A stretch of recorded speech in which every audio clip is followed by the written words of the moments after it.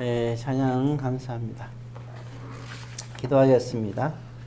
사랑의 아버지 하나님, 오늘도 찬양으로 주님께 영광 돌리게 함을 감사드립니다. 오늘도 주님의 귀한 말씀의 은혜와 그리고 성령 하나님의 감화가 오늘 말씀을 전한자나 듣는 자에게 있게 하여 주옵소서. 예수님의 이름으로 기도드립니다. 아멘. 네, 반갑습니다.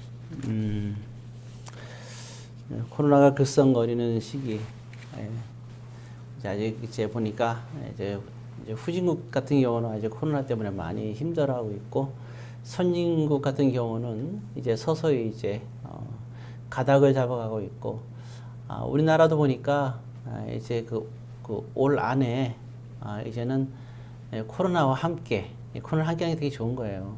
코로나 함께 하는 이제 그러한 진행이 될 것 같고,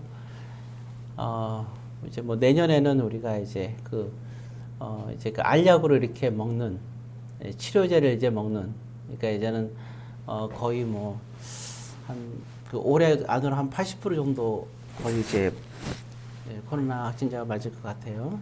그리고 마스크를 벗고 이제 생활하게 되는 거고, 그리고 이제 걸리게 되더라도 크게 이제 심각한 문제가 아니니까 치료제를 입으로 먹는 치료제만 먹어도 충분한데, 그게 아마 내년에 이미 예약을 거의 다 한 걸로 제가 알고 있거든요. 그래서 이제 서서히 이제 가닥이 잡히는데, 저는 오랜 기간 우리가 참 많이 고생했네요. 마무리 끝까지도 하나님께서 참 지켜주시길 바라고, 또 하나님의 그런 또 이제 의지하면서 마지막까지 지혜롭게 잘 감당할 수 있기를 바랍니다. 자, 우리 서로 존경하는 인사를 하죠. 주 안에서 뜨겁게 사랑합니다. 우리 인사하시기 바랍니다. 뜨거운 게 참 좋은 것 같아요. 오늘은 베드로서 2장입니다. 2장의 말씀인데, 오늘 거기 여러분들도 이제 집에 나중에 가시게 되면 이번 주간에 베드로서 이제 2장의 말씀만 이번에는 또 있네요. 마태복음 22장 말씀도 이제 포함되어 있어요. 그래서 여러분들이 베드로서 2장하고 마태복음 22장의 말씀 두 가지를 같이 이렇게 보시면 아마 도움이 되지 않을까 생각합니다. 그 안에 말씀을 보면서 오늘 제가 드렸던 말씀, 그리고 또 추가적인 것들은 여러분들이 말씀을 보면서, 또 제가 설교 말씀했는데 잘 이해가 안 되는 부분들, 그런 부분들도 여러분들이 또 가슴에 많이 부딪힌 부분들이 있으면 본문 여러분들이 정독하면서 그런 부분들 하나하나 또 이해하시기 바랍니다. 자, 그러면 먼저 1절에 보게 되면 오늘 그런 말이 나왔어요. 2장 1절에 보게 되면 좀 기니까 그냥 말씀드릴게요. 거기 첫 번째 줄에 보면 거짓 선지자라는 말이 나와요. 그리고 또 이게 선지자 하니까 무슨 뭐 목사급인가 생각하는데, 세 번째 줄에 또 뭐라고 하냐, 거짓 선생들이라고 나왔습니다. 거짓 선지자들과 거짓 선생들에 대해서 나왔어요. 그래서 뭐 베드로식이나 오늘날에도 사실은 똑같거든요. 오늘도 거짓 선지자, 거짓 선생님들, 이게 우리 주변에도 그럼 있을 수 있느냐? 있을 수 있습니다. 얼마든지 있을 수가 있고, 또 어쩌면 우리 자신들이 때로는 우리가 항상 그래요. 이렇게 보면은 진흙탕 속에 발을 담글 때도 있고 또 안 담글 때도 있고, 가다가 보면 오염물질을 밟을 때도 있고 밟지 않을 때도 있고, 항상 우리가 신앙생활 하면서 이런 오류에 빠지기가 참 쉬운 부분도 있는 거예요. 그래서 어떨 때는 우리가 정말 거짓 선지자처럼 살아가기도 하고, 어떨 때는 거짓 선생들처럼 살아가기도 하지 않을까. 오늘 이 본문을 통해서 좀 우리 자신들을 살펴볼 필요가 있겠죠. 그리고 또 참 재미있는 것은 어떤 분들이 그러더라고요. 보면서 얘기를 하는데, 아마 목사님들 모임인가 있었던 것 같아요. 근데 어떤 분이 그러더라고요. 이제 믿지 않는 사람인가 또 뭐 이렇게 얘기를 했나 봐요. 좀 이제 근데 성경에 대해서 좀 이제 많이 알고 있고 성경을 많이 읽은 분이라고 그러더라고요. 대화를 해서 서로 이제 변론을 하는 장면이 나오는데, 자기는 이제 지옥을 믿지 않는다 거예요. 성경 66권 봐라, 지옥이 어디 나오느냐. 그래서 그렇게 나왔다는데, 저는 아무리 봐도 지옥이 나오는데 안 나온다고 자꾸 그래가지고 예, 여기 4절을 보세요, 그죠? 예, 4절 4절을 우리 두 줄 한번 읽겠습니다. 하나님이 범죄한 천사를 용서하지 아니하시고 지옥에 던져, 여기까지만 읽죠. 예, 지옥이 나와요. 예, 성경이 지옥이 안 나온다 그러는데 예, 다른 데 자꾸 지옥 그걸 찾는 게 아니라 성경이 지옥이 나오고 있어요. 그래서 이게 지옥이라는 것은 존재합니다. 그리고 이게 거짓 선지자와 거짓 선생들은 지옥에 반대는 천국이잖아요, 그죠? 우리는 어차피 다시 다 우리가 죽은 다음에 끝이 아니라 다시 다 부활하잖아요. 그럼 우리는 딱 둘 중에 한 길을 가는 거예요. 나는 세 번째 길로 갈게요. 그런데 세 번째 길은 없어요. 천국 길로 가든지 지옥 길로 가든지. 예, 우리는 둘 중에 하나를 가게 되는 거죠. 이 세상에서는 우리가 천국 문을 열기 위해서 가는 길은 좁은 문입니다. 예, 좁은 길로 가야 되는 거죠. 그러나 이제 우리가 이게 그 지옥으로 가는 길은 넓은 문이라 그랬잖아요. 그게 예수님의 말씀에서 나오는 거죠. 자, 어찌 되었든 그러면 이제 오늘 거짓 선지자, 거짓 선생들이 나오는데, 그럼 도대체 이와 같은 사람들, 이와 같은 이제 그 사람들이 갈 곳은 결국 이제 지옥이라는 얘기를 하고 있는 거예요. 예, 자, 우리가 그렇게 이해하면 좀 좋을 것 같고,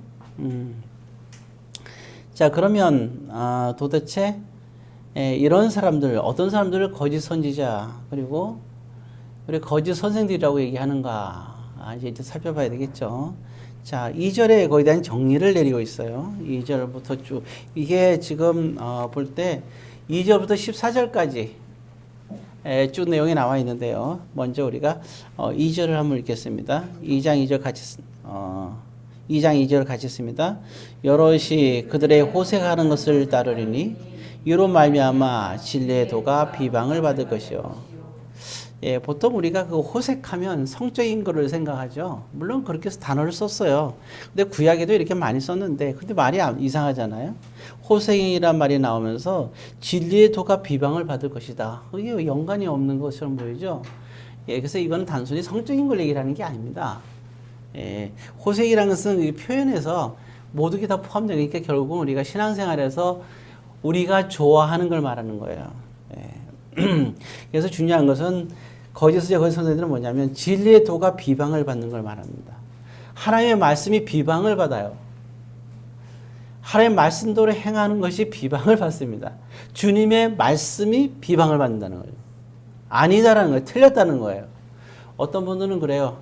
아유, 뭐 성경 말씀은 변화가 있었는데 왜 말씀 그러잖아요. 시대별로 말씀이 변화된다 그래요. 그렇습니까? 아닙니다. 말씀은 변화되는 게 없어요. 예수님도 말씀하실 때 율법의 말씀을 폐하기 위해서 오신 게 아니라 완전하게 하기 위해서 오셨다고 말씀하고 계시거든요. 예, 변하게 된 게 아니라 완전해지는 거예요. 변한 건 아무것도 없어요. 예를 들어서 우리가 할례를 받았죠, 과거에. 지금 세례를 받잖아요. 완전해진 거예요. 다른 말씀들이 변화된 건 하나도 없어요.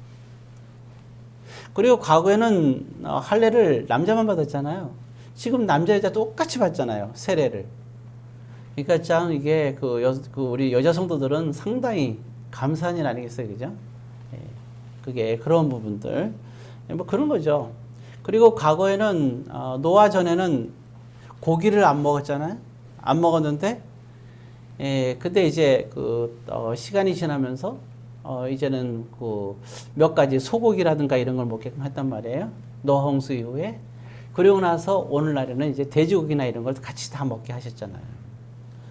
예, 그러니까 완전하게 하시는 성경적인 부분이죠. 변화된 거는 아무것도 없어요. 먹는 것이 확장된 거예요. 그러니까 그런 부분들이죠. 자, 그래서 뭐 이렇게 그리고 또 한 가지 보면 제사가 5가지 제사가 나오잖아요. 하나님께 오늘날 예배죠. 그때는 짐승의 피로 제사를 드렸는데, 근데 오늘날 뭐예요? 예수 그리스도의 피로 단번에 드리셨잖아요. 가끔가다 어떤 분이 좀 황당한 얘기를 하는데 그런 얘기를 한다 그래요. 보니까 우리가 제사 드릴 때 5가지 제사에서 보면 뭐 소로 드리고 양이나 염소 드리니까 예배 드리러 올 때 뭐 거기에 해당되는 물질을 드려야 된다 생각하는데 그거는 말이 안 되는 거예요. 왜냐하면 그때 쓰는 제물은 그때 쓰는 제물들은 그 왜 짐승이 우리 죄를 대신해서, 우리 죄를 대신해서 짐승을 드리고 짐승의 피를 드리는 거예요. 근데 그 역할은 예수님이 피로 대신했기 때문에 그 제물 갖고는 우리가 물질하고는 아무 상관도 없어요. 예. 그러니까 이게 바로 뭐냐면 짐승의 피가 예수님의 피로 예배를 드리는 거기 되기 때문에 이제 더 이상 짐승의 피로 드릴 필요가 없는 거죠.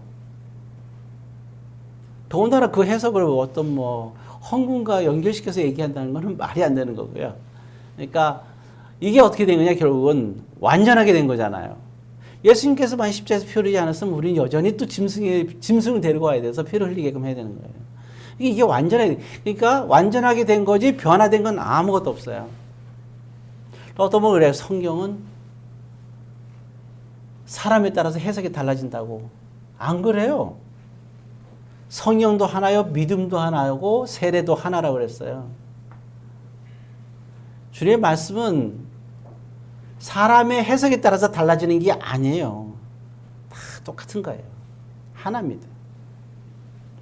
그래서 오늘 진리에도 하나님의 말씀은 구약이나 신약이나 우리는 다 지켜야 되는 거예요. 일단 그걸 여러분들이 분명하게 이해를 하고, 근데 과거에는 이제 그 십계명을 주면서 율법을 지킴으로써 구원 얻게끔 하고, 그거를 구원 얻지 못하는 사람들에게는 제사를 통해서 회복시켜 주셨잖아요. 근데 오늘 저와 여러분들도 마찬가지예요. 믿는 사람들이 하나님의 말씀을 지켜야 돼요. 그렇지만 우리가 지키지 못한 죄인일 때 어떻게 하느냐? 우리가 예수님의 십자가의 피로 그 부족한 부분이 다 우리가 해결이 되는 것 뿐이에요. 달라진 게 없어요. 완전해진 거죠. 완전해진 거예요. 예. 그래서 말씀이 뭐 이제 변화된다, 뭐 변할 수 있다, 그런 생각들은 해서는 안 되고, 말씀의 효력이 떨어졌느냐? 천만의 말씀이요. 예, 말씀이 어떻게 떨어질 수가 있겠어요? 주님의 자녀인지 아닌지는 어떻게 하느냐? 예수님이 말씀하시잖아요. 좋은 나무에서 좋은 열매가 맺고 나쁜 나무에서 나쁜 열매를 맺는다 그랬어요. 그러면 그 사람의 행동을 보면 알 수 있어요. 그 사람이 신앙생활을 어떻게 하느냐? 신앙생활을 말씀 안에서 잘 하고 있느냐? 그 사람은 좋은 나무란 얘기예요. 예수님 말씀대로면. 근데 하나님 말씀을 불순종하고 하나님 말씀에 대해서 정말 자기 변명으로서 이렇게 막 그냥 무시하고 살아간다면 나쁜 나무인 거예요. 나쁜 열매니까. 겉의 모습으로 속을 필요는 없는 거예요. 항상 그러잖아요. 양의 탈을 쓴 늑대. 아무리 봐도 양인 거예요. 늑대들이 양의 탈을 쓸 때는 양이 털이 기가 막힐 거예요, 아마. 그죠? 최상을 쓰니까. 근데 양들은 깨지지 않은 거예요. 근데 저를 너무 심각하게 쳐다보지 말고 또 깨지지 하다 이렇게 생각하지 말고 어찌되었든 그런 겁니다. 자, 그래서 오늘 여기 그 거짓의 선대는 뭐냐? 진리의 도가 비방받는 거다. 호색하는 것을 따라서. 이게 그들이 목적이 있는 거예요. 자기들이 좋아하는 것 때문에 진리의 말씀을 비방하는 거예요. 자, 그것이 바로 뭐냐?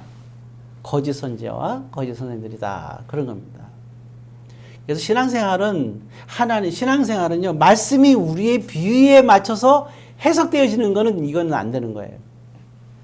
우리의 신앙생활이 말씀을 따라가야지, 우리의 상황에 의해서 말씀이 재해석이 되거나 바뀐다. 예, 그건 절대로 있을 수가 없는 겁니다. 그게 바로 거짓 선생들이 되는 겁니다. 어쩌면 우리가 스스로를, 그럼 이제 그 중에서 한 가지 보게 되면, 자, 오늘날의 이 사회에서 한국도 이잖아요. 이제 점점 이슈가 되는 게 뭐예요? 동성애예요. 예, 저는 폭력에 대해서는 부정적으로 생각합니다. 믿는 사람들은 폭력적이어서는 안 돼요. 예, 역사는 하나님께서 이뤄가는 거지 폭력으로 돼서는 안 됩니다. 그리고 분노해서도 안 되고 화를 내서도 안 되고 비방해서도 안 됩니다. 설사 잘못됐다 그래도 내가 비방하는 것은 내 속에 분노가 있기 때문에요. 신앙생활에 제일 중요한 게 두 가지 예를 얘기하잖아요. 화내지 마라. 어떤 경우에도. 두 번째는 상대방을 미련하다고 얘기하지 마라.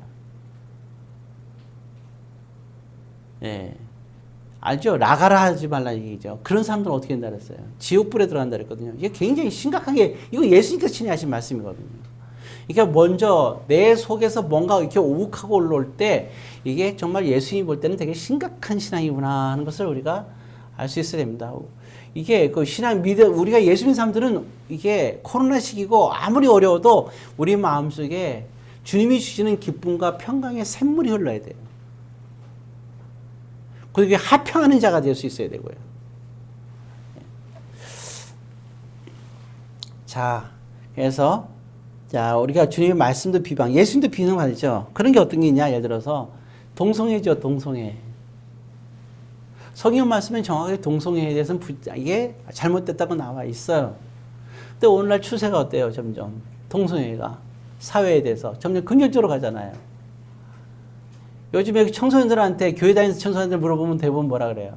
얘기할 때 사회에서 그걸 다 긍정적으로 얘기를 하니까 그들 얘기할 때 동성애 뭐 나쁘지 않게 생각한다고, 시대 흐름이 아니냐고. 그래, 시대한 거 알고 있어요. 또 그렇게 이게 법과 규제가 이렇게 될 것도 알고 있어요. 또 그렇게 될 거예요. 그리고 그렇게 되면 그들이 또 권리를 주장할 거예요. 그리고 그들의 교회를 또 예배드리러 또 오겠죠. 그리고 이제 목사들한테 또 주례를 세워달라 할 거예요. 외국에서 동성애 규정이 된 다음에 어떻게 했어요? 목사들한테 이렇게 주례를 서달라는데 거부했다가 그 거부한 목사가 이게 법원에서 판정 받고 벌금을 주고 벌금을 3번인가 거부하면은 이제 구속되는 그런 엄격한 법도 만들어졌잖아요. 그게 우리나라라고 그렇게 안 되겠어요? 예. 동성애는 우리가 지금 막고 있긴 하지만 언제까지 막을 수 있겠어요? 못 막아요. 못 막는다니까요. 왜냐? 그거 하나님께서 막으실 수 있는데, 아유, 하나님도 못 막아요. 제가 말하는 게 이상하죠. 못 막는 얘기는 안 막는 거죠. 자, 그러면 이제 이런 부분들이죠. 그러면서 동성애에 대해서 이제 긍정 생각하면서, 아이고, 동성애에 대해서 부정적으로 얘기한 하나님의 말씀은 잘못됐다. 고리타분하게 그러느냐. 또 그런 것도, 이런 것들이 이제 부딪히는 거죠. 이런 것들이. 그죠? 예. 그러니까, 믿는 사람들에 대한 이제 비난의 이제 대상이 또 될 수 있겠죠. 비난이 될 수 있고, 예, 이런 또 여러 가지가 있을 수 있을 거예요. 자, 그럼 비단이 이런 것 뿐이냐? 사실은 동성애보다 더 심각한 것들 많이 있어요. 안 그래요? 네, 동성애는 딱 드러나서 얘기하니까 그렇게 하지만, 이제 동성애, 근데 그런 건 있죠. 물론. 이단하고 동성애는 달라요. 이단들은 상종 못할 인간들이죠. 돌로 쳐 죽이라고 했으니까. 그죠? 근데 진짜 쳐 죽이면 큰일 나요. 목사님이 쳐 죽이라고 그랬다고 그건 곤란하죠. 살인하면 안 됩니다. 예, 거리를 멀리 이제 두고 변론을 하지 말라는 거죠. 그렇지만 동성애자들은 이단이 아니에요. 그들도 예수 믿고 구원 받아야 될 대상이라는 걸 우리는 또 생각해야 됩니다. 그렇잖아요? 예. 자, 그리고 또 한 가지 이제 가장 중요한 건 뭐냐면 세상이에요. 세상에. 동성애 세상에. 동성을 사랑한다 해서 동성애잖아요. 세상에는 세상을 사랑하는 거죠. 자, 그래서 이 세상에 대해서 얘기한 것이 바로 마태복음 22장에 나오는 말씀이에요. 여기 보게 되면 9절부터 14절의 내용인데, 이게 베드로후서 이렇게 살짝 표시해 놓으시고, 그러면은 우리가 마태복음 22장으로 잠깐 가보겠습니다.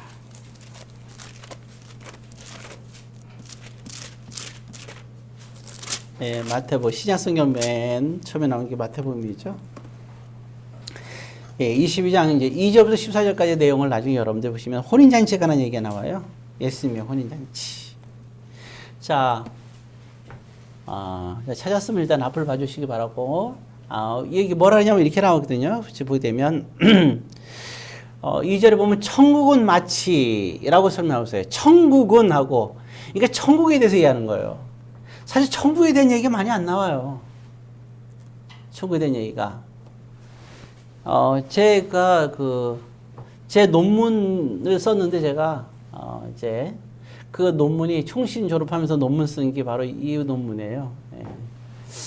그러니까 학부 때는 요한계시록을 제가 이제 논문을 썼고, 그 다음에 이제 이제 신대원 이제 졸업하면서 쓴 것이 바로 이제 천국에 대한 걸 썼어요. 천국, 하나님의 나라는 어떤 것인가 대해서 썼는데, 근데 성경에서 천국에 대해서 나온 게 많지가 않아요. 근데 지금 여기 보면 뭐냐면 여러분들 마태복음 20장에 보게 되면 천국은 마치 이와 같으니 하면서 나오는 게 포도원 품꾼 얘기하시잖아요. 포도원 품꾼 얘기가 그 천국에 대한 얘기가 나와요. 그리고 또 오늘 여기 마태복음 22장에 천국은 마치 하면서 이렇게 나오는 거예요. 천국이 어떤 곳인가. 참 묘한 얘기죠. 천국에 가는 얘기를 서론으로 던지면서 한 말씀이 또 여기 나오는 거거든요. 자, 근데 여기서 이제 천국에 비유하면서 이제 이렇게 나오죠. 지금 뭐라고 했느냐? 혼인잔치를 열었다는 거예요. 예수님의 비유의 말씀이에요. 사실이 아니라 천국에 대한 비유의 말씀인 거예요. 자, 그런데 혼인잔치를 얘기하고 있어요. 20장에서는 포도원 품꾼, 천국은 어떤 것이냐? 포도원 품꾼을 얘기하면서 얘기했고, 20장에. 또 2장 넘어서, 한 장 넘어서 그 다음 장 22장에 천국은 하고 마치 하면서 또 얘기했대. 혼인잔치를 얘기하고 있는 거예요. 자, 그러면 이게 잔치는 뭐예요? 잔치. 잔치가 있다는 것은 뭐가 있는 거예요? 초대가 있다는 거죠. 그래서 참, 근데 거기 3절에 보면 그렇게 나오는 게 있어요. 거기 3절 끝에 보면 그렇게 나오죠. 혼인잔치에 오라 하였더니 뭐라 했습니까? 오기를 싫어하였다. 그게 나옵니다. 혼인잔치. 오늘 우리가 예배드리는 것도 우리가 이 자리가 어떤 잔치예요? 혼인잔치잖아요. 근데 어때요, 이게? 오기를 뭐 한다고요? 싫어하였다. 오기를 싫어합니다. 그럼 도대체 왜? 혼인잔치에서 보게 되면 결국은 뭐냐면, 그러니까 혼인잔치는 우리가 두 가지로 볼 수 있어요. 하나는 예배죠, 예배. 혼인잔치는 예배와 교회로 두 가지로 봐야 돼요. 혼인잔치는. 그리고 또 한 가지는 신앙생활입니다. 신앙생활. 그러니까 지금 다시 말해서 그 혼인잔치는 신앙생활로 이제 이렇게 얘기할 수 있는데, 신앙생활이 뭐예요? 믿는 자들은 어떤 사람을 믿는 자라 그러냐? 신앙생활하는 사람들을 믿는 자라 그러는 거예요. 성도는 누구냐? 믿음 생활하는 사람을 성도라고 얘기하는 거예요. 그 성도는 신앙생활하는 사람을 얘기하는 건데, 신앙생활은 두 가지가 있어요. 하나는 뭐냐? 교회생활이에요. 그래서 건강한 교회생활을 하는 사람이 건강한 성도인 거예요. 그리고 두 번째는 뭐냐? 로마서에 나온 대로 영적 예배를 말하는 거예요. 이거는 뭐냐면 우리가 사회에서 살 때에도 우리가 주님의 말씀에 근거하여 주님에 의지하여 살아가는 삶. 그래서 이게 신앙생활은 두 가지인데, 신앙생활은 그래서 항상 기준이 뭐냐면 말씀입니다. 신앙생활은 늘 항상 진리의 말씀 안에서 살아야 됩니다. 자, 어찌되었든 그래서 우리가 예배와 교회의 생활이 참 중요한 거예요. 사실 오늘날 우리가 예배 드릴 때 저희 교회는 참 하나님께 감사한 것은 대면 예배를 이렇게 드릴 수 있어서 참 감사한 거예요.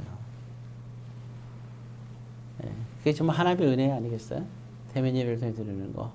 그리고 또 예배할 때는 두 가지를 말씀드렸죠. 우리가 공예배와 식사. 근데 식사도 예배라 그러는데 식사를 좀 우리가 어때요? 못하고 계시잖아요. 그죠? 그래서 저는 가능하면 모두가 다 같이는 못 드리더라도 나라에서 규정한 인원수가 있잖아요. 그래서 인원수대로 모여서 같이 식사의 교제를 하고 가면 참 좋겠다 하는 생각이 있습니다. 자, 어찌되었든 그래서 우리가 믿음 생활을 하면서도 또 나라의 규정한 법에 따라서 질서에 따라서 그렇게 같이 이렇게 잘 조율을 맞춰서 살아가면 참 좋겠다 생각을 합니다. 자, 어찌되었든 자, 그러면 도대체 왜 혼인잔치에 오기를 싫어하느냐?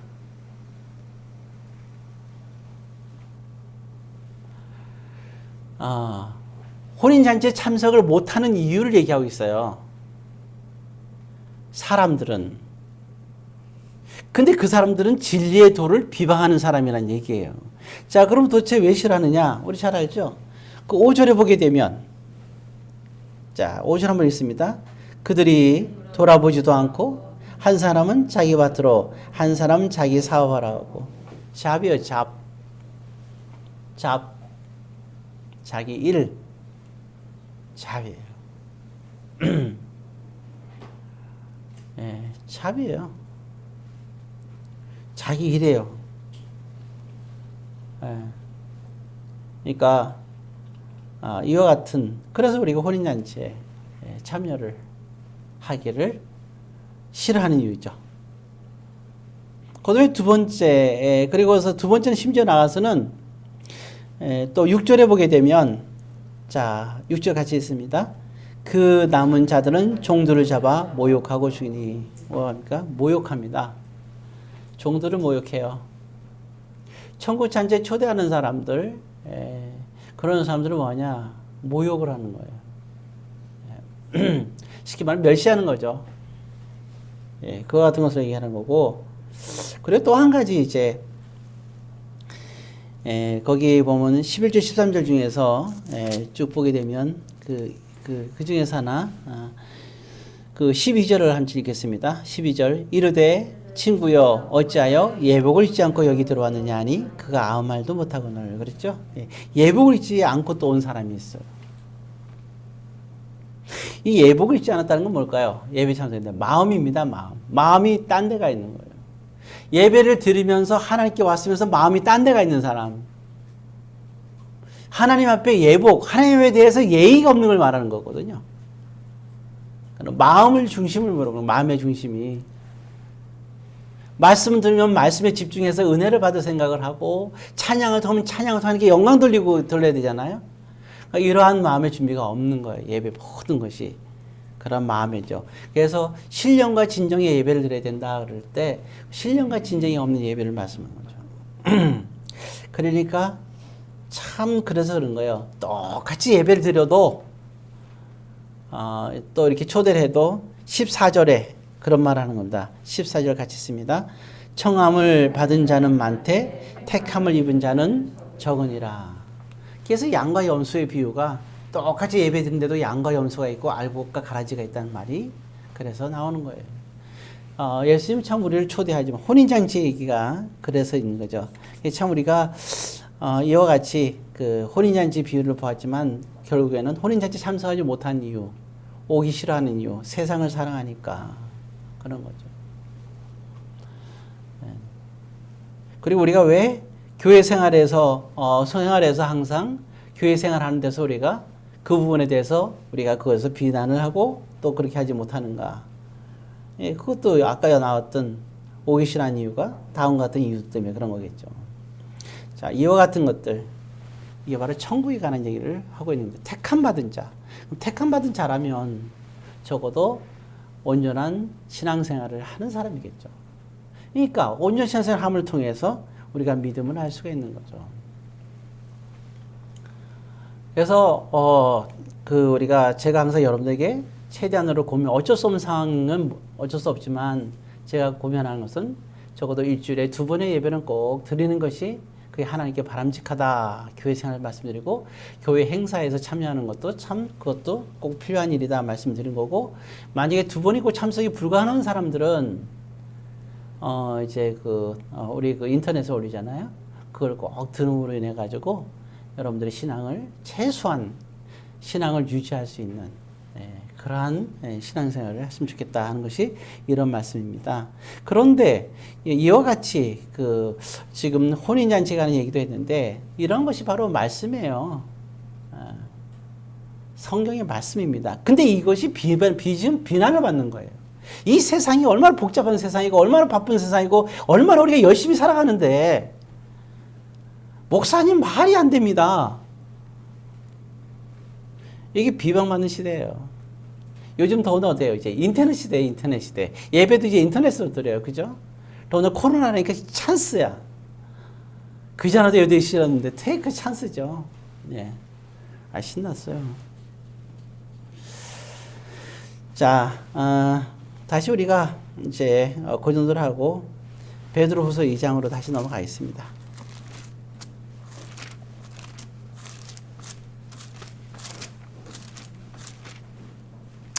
베드로후서 2장. 그래서 우리가 아까 얘기했던 그 진리의 도가 비방을 받는 왜 호색하는 것 때문에 그 얘기 속에서 그 얘기를 말씀드린 거예요. 그 다음에 또, 세 번째 보게 되면, 3절에 보게 되면, 베드로후서 2장 3절입니다. 같이 있습니다. 그들이 탐심으로써 제된 말을 가지고 너희로 이득을 삼으니 그들의 심판은 옛적부터 지체하지 아니하며 그들의 멸망은 잠들지 아니하느니라. 결국 주인 심판에 관한 얘기가 또 나오는 건데요. 앞부분에 뭐냐면 그런 거예요. 제일 무서운 사람들이 이게 신앙적인 얘기를 하는데 근데 그들이 그렇게 얘기할 때 예를 들어서 이제 그 생각해 보세요. 만약에 이제 주일날 어디 그 이제 저기 이제 스페인으로 이제 여행을 이제 가려고 먹는 거예요. 다 가는데 아니 스페인 너무 멀다. 제주도로만 합시다. 제주도. 예, 제주도 여행을 다 가서 야 우리 생선구이를 먹고 자 이렇게 막 이렇게 된 거예요. 자 그런데 이제 어떤 친구는 이제 제주도 가는데 이제 주일날 가자 이렇게 나온 친구도 있고 아니면 토요일날 당일날 갔다 오자 아니면 금토로 가자 이렇게 얘기 나올 거 아니에요. 자 이렇게 얘기할 때 그럼 나는 주일을 피해서 같이 갔으면 좋겠다 이렇게 얘기할 수도 있잖아요. 뭐 그러냐 그냥 금토일 주일까지 다 지내고 월요일날 오자 이렇게 할 수도 있잖아요. 그러면 만약에 주일을 지켜야 된다고 얘기할 때 그들이 어떻게 생각하겠어요? 좋게 생각하겠어요? 꼭 그렇게 해야 되겠니? 라고 얘기할 건 얘기죠. 예. 우리가 이게 평생에 제주도 한 번 가는데 평생에 한 번이에요.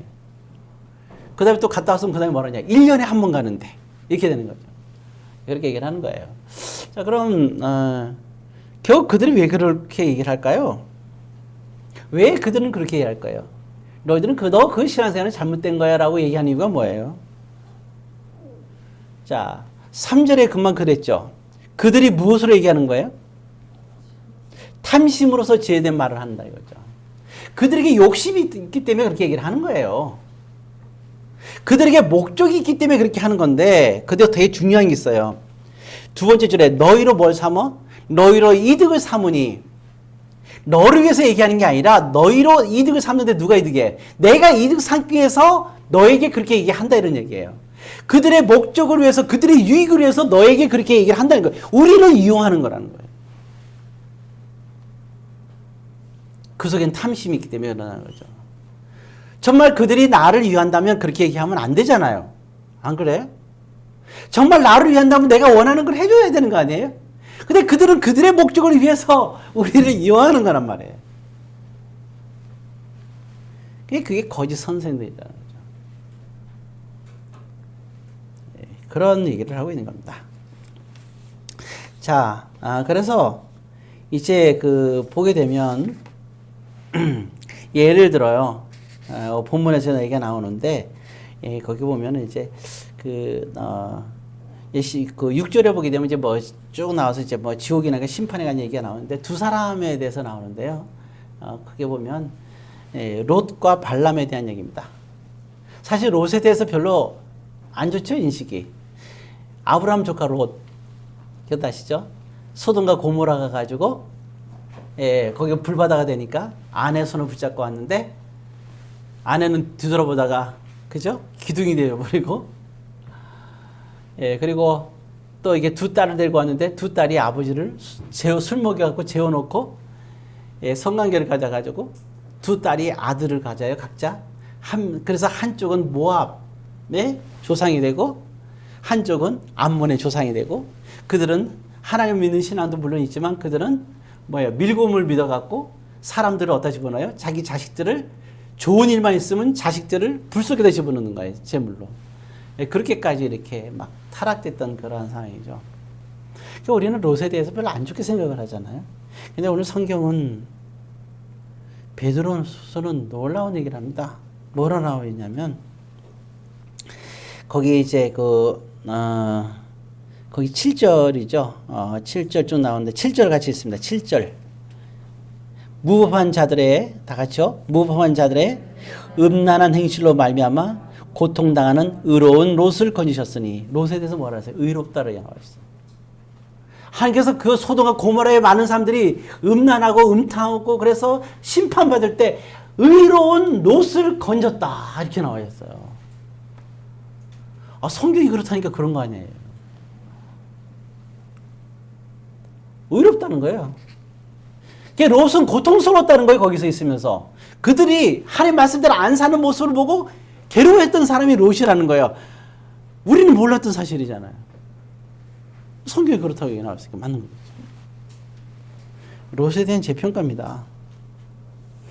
그러니까 제가 아니지 참, 우리가 성경 볼 때 달라지는 거예요. 롯?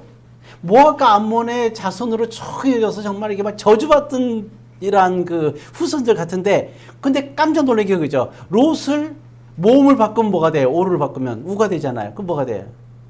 룻이잖아요. 우리 룻 잘 알죠? 룻이 누구예요? 룻이 다윗의 조상이고, 다윗의 후손이 또 누구예요? 예수님의 그 족보잖아요. 룻이 그러면 룻의 조상이 누구예요? 롯이에요, 롯. 롯이라니까요. 그러니까 롯의 의로운 롯을 하나님께서 건져내셨는데 그 삶 속에서는 불행했어요. 그런데 하나님은 그걸 기억하시고 한참 밑에 가서 롯의 후손인 룻을 통하여 다윗과 예수 그리스도의 세계의 지분을 주셨어요. 참.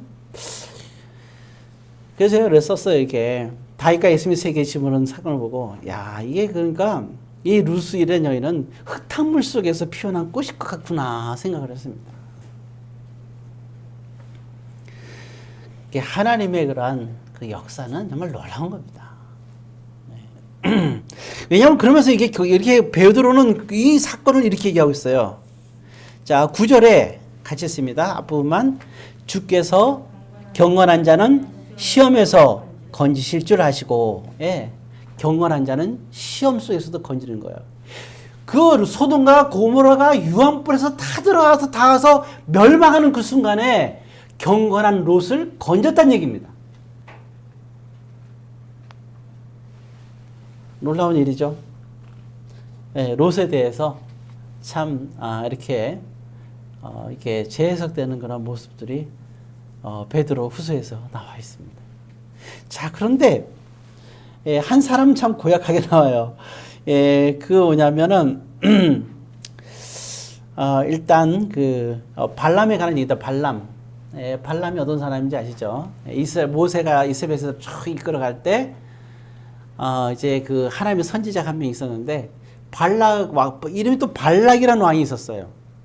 그 왕이 이스라엘 백성들이 오니까 겁을 먹어갖고 다 들었거든요. 홍해에 갈라지고. 그러니까 이들을 싸울 수 있는 건 내가 병사들 중에서 싸워서 이길 수 있는 방법은 없고 이스라엘 백성들과 하나님 사이를 띄워놔야 되겠다 생각해서 발람 선지자를 찾아간 거예요. 그러면서 많은 제물을 주면서 하나님과 이스라엘 백성들의 사이를 이간질시켜 나오 이렇게 얘기한 거예요. 근데 그때 도움 준 사람이 바로 발람이에요. 발람. 근데 뭐라 얘기하느냐? 참. 거기 12절에 보게 되면요. 12절을 두 줄만 읽습니다. 그러나 이 사람들은 본래 잡혀 죽기 와여 난 이성 없는 짐승 같아서, 뭐 없는 짐승이요? 이성이 없는 짐승 같다는 거예요. 이성 없는 짐승. 그런 사람들은 경건하지 않은 자라고 얘기하는 거예요. 9절에. 이 경건이라는 말이 이 얘기를 하고 있는 거예요. 그래서 그럼 도대체 어떤 사람이냐? 10절에 나와 있어요. 10절은 제가 그 말씀 바로 드릴게요. 10절에 보게 되면 그 첫 번째 육체를 따라서 더러운 정욕으로 사행하는 사람이라 그랬어요. 육체를 따라서. 그러니까 우리는 두 가지예요. 육체를 따라서 사느냐, 성령 하나님에 의해서 사느냐. 성도는 성령 하나님에 의해서 사는 사람을 말하는 거예요. 하나님의 말씀이 그렇다면 그 말씀대로 따라서 사는 사람이 성령 하나님을 따라 사는 사람이에요. 간단해요. 하나님의 말씀이 그런 줄 알면서도 그렇게 따르지 않는 사람들은 육체를 따라 사는 사람인 거고, 성도는 성령 하나님이 임한 사람이고 성령 하나님을 따라서 사는 사람이고, 그러니까 성령을 따라 살지 않고 말씀을 뻔히 알고 있는데도 불구하고 말씀을 거부하고 육체를 따라 사는 사람들을 더러운 정욕에 사는 사람이라고 얘기하고, 이런 사람들을 12절에 이성이 없는 짐승이라고 얘기하는 거예요. 그래서 우리가 세상에서 말하는 이성과 하나님께서 우리에게 주신 이성이 달라요. 하나님이 주신 이성은 그거는 주의 말씀대로 살아가는 이성을 말하는 거예요. 그렇지만 세상에서 말하는 이성은 육체를 따라서 생각하는 이성을 말하는 거예요. 칸트가 얘기했던 순수한 이성은 그런 육체를 따르는 이성을 말하는 게 아니잖아요. 존재할 수가 없는 거죠. 그러나 우리 저와 여러분들은 존재할 수 있어요. 순수한 이성이. 어떻게? 말씀대로 순종하며 살아가면 순수한 이성으로 살아갈 수가 있는 거예요. 그 다음에 또 10절에 보게 되면, 자, 10절의 두 번째 줄입니다. 주관하는 일을 있습니다. 주관하는 일을 멸시하는 자들. 두 번째 얘기예요. 이성은 짐승이냐. 주관하는 일을 멸시하는 자들. 주관한다는 말이 뭔지 아시겠죠? 예. 교회를 이끌어가는 사람들을 말하는 거예요. 이런 사람들을 멸시하는 사람들. 여러분들 그 교회를 이끌어가는 사람들을 멸시하면 안 됩니다. 그리고 말씀을 가르친 자는 베드로가 얘기할 때 또 얘기하잖아요. 배나 존경하게 여기라. 비방해서도 안 되고 멸시해서도 안 되고, 예, 함부로 해서는 절대로 안 되는 겁니다.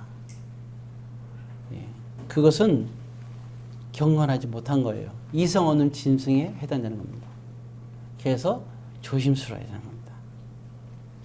자, 그리고 또 한 번 나오는 게 그 얘기를 반복해요. 거기 10절에 그 맨 끝에 보면 나오죠. 예, 영광의 얘기, 밑에서 두 번째 절, 영광 있는 자들 붙어 있습니다. 영광 있는 자들을 비방하거니와. 영광 있는 자들을 비방하지. 하나님의 영광을 위해서 애쓰고 살아가는 사람들을 비방하지 말라는 겁니다. 그래서 정말 우리는 그래서 성경에서 뭐예요? 하나님을 비방해서는 안 되고, 당연하죠. 그리고 부모를 비방해서는 안 되고, 그리고 또 사역자들을 비방해서는 안 되는 거예요. 이것을 꼭 해야 돼요. 여러분, 이런 사람들을 뭐라고 얘기하느냐? 예, 바로 우리 12절에 나왔던 죽기 위하여 난 이성 없는 짐승이다라고 그렇게 얘기를 하고 있는 겁니다. 그리고 또 뒤에 나올 때는 뭐가 있냐면은 14절에 보게 되면, 14절에 참 베드로는요 너무 직설적이에요. 이렇게 얘기하면 다 상처받을 거예요, 그죠? 14절 맨 끝에 보면 이렇게 나와 있어요. 무슨 자식이라고 나왔어요? 14절에 저주의 자식이라고 나와 있습니다. 정말 무시무시한 거죠. 근데 거기에서 한 가지만 얘기하면 이렇게 나오죠. 유혹과 탐욕에 연단된 마음이라 나왔었어요. 저주의 자식은 어떤 자식이냐? 유혹과 탐욕에 연단된 마음. 이게 뭘까요? 유혹과 탐욕을 하는 사람이라고 얘기하지 않고 유혹과 탐욕에 연단된 마음. 연단이 뭐예요? 죄를 짓고도 처음엔 죄의식을 느껴. 근데 시간이 지나면서 어때요? 죄의식을 안 느끼기 시작하는 거예요. 계속 죄를 짓는 거예요. 이게 연단된 마음이에요. 무뎌지는 거죠. 하나님께서 내버려 두는 거죠. 이것이 심각한 겁니다.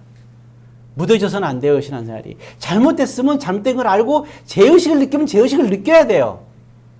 근데 죄의식을, 예수님을 모르는 사람들이 죄의식을 안 느끼는 건 당연한 거예요. 이 사람들은 악한 사람들이니까 얘기할 건 없고요. 이게 정말 겉으로는 화려해도 그런 겁니다. 그러나 우리가 예수 믿는 사람들은 유혹과 탐욕 속에 있으면서 내가 이러면 안 되는데 처음엔 그래요. 근데 시간이 지나면서 어떻게 되죠? 자꾸만 이제는 무뎌지기 시작하는 거예요. 그리고 한 가지 참 주의할 게 있어요. 사람은 다 똑같아요. 뭐라 하냐면 예를 들어서 그러죠, 우리가. 저도 과거에 좀 그런 경험이 있었던 것 같아요. 좀 못된 것들이 있었는데 지금은 안 그러려고 노력을 해요. 그게 뭐냐면 예를 들어서 그러잖아요. 친구 둘이서 이렇게 만나요. 그 막 얘기하다 보면 누군가 얘기할 때 나 좋은 점도 얘기하다가 처음엔 그 사람의 좋은 점을 얘기하다가 맨 끝에는 어떻게 흘러요?